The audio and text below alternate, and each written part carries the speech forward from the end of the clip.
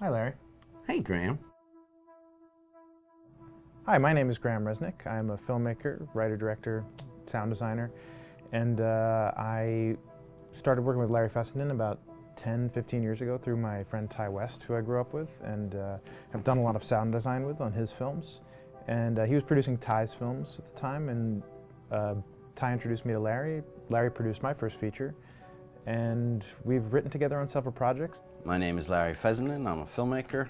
I run Glass Eye Pix, which is an independent production company out of New York. We make indie movies, a lot of scary movies as well. I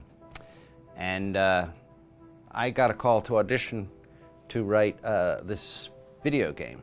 And I called my pal Graham Resnick because Graham is a gamer. And while I thought I could offer something to the idea of writing this multi-branching story, I knew that I would want Graham's expertise as a lover of gameplay, since I guess games were started. So and just as a lover. And as a lover, yes. Which is why there's so many sex jokes in the game. There was one Italian website that did say the Larry Fessenden right. and Graham Resnick, the two lovers behind Until Dawn. Come here. Maybe I know how to handle you too. I am definitely ready to be handled. So I wanted Graham by my side. Yeah, and we got the gig, and it's been an amazing ride. Oh, hell yeah. Oh my god, she's taking her shirt off. What? Oh my god. Matt, what are you doing here? Hannah. I'm sorry, Hannah. This all got out of hand, but...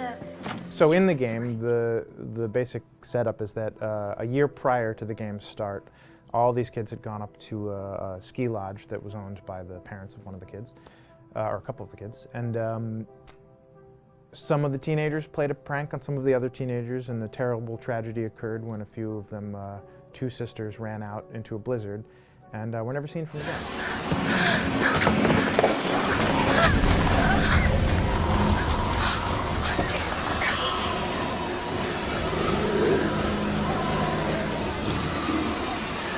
So now, a year later, this is kind of torn apart, this group of friends. They've gone through some trials and tribulations in the past year. The brother of the two girls has had a lot of psychological issues, and to kind of help him cope and help them all get over it, they all returned to the lodge a year later, back up on the mountain. And the idea is to get over it, but... the healing does not begin. Yeah, and these kids are all trying to find themselves. They've been through a trauma, but in general, they're just teenagers trying to figure out who they are. So they're all kind of falling into the patterns, the stereotypes, the characters they see on TV and in the movies. I think we were very interested in taking genre tropes and kind of making them sort of refresh them.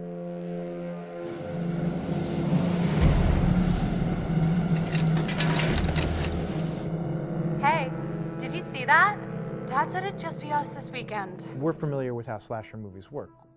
Most people have seen some horror movies, and we have established notions and preconceptions about the roles of the players in horror movies and how they talk and how they get killed and how they have sex. And to bring you into the game that way and then subvert a lot of those expectations was kind of our goal. They're haunted by some incident that happened in their past, which I think you pretty much figure out that that's going to have a role in their interaction. Yeah, so I think what was fun was we take some sort of stock characters and we try to give them some shape, but at least at the beginning they're recognizable in the way of groups of friends. There's, you know, the jock and the bitchy girl and the rivalries between everyone. And oh my gosh, and really fun characters too. Like we just had so much fun living in the minds of these characters through writing the script. What do you think? Jesus! You know, it was fun. I think we were looking to get that kind of banter that you see both in movies, but also that you absolutely have with friends, and sort of those inside jokes. And of course, as writers and as friends ourselves, we sort of developed little tracks, and we try to give the characters that kind of vibe.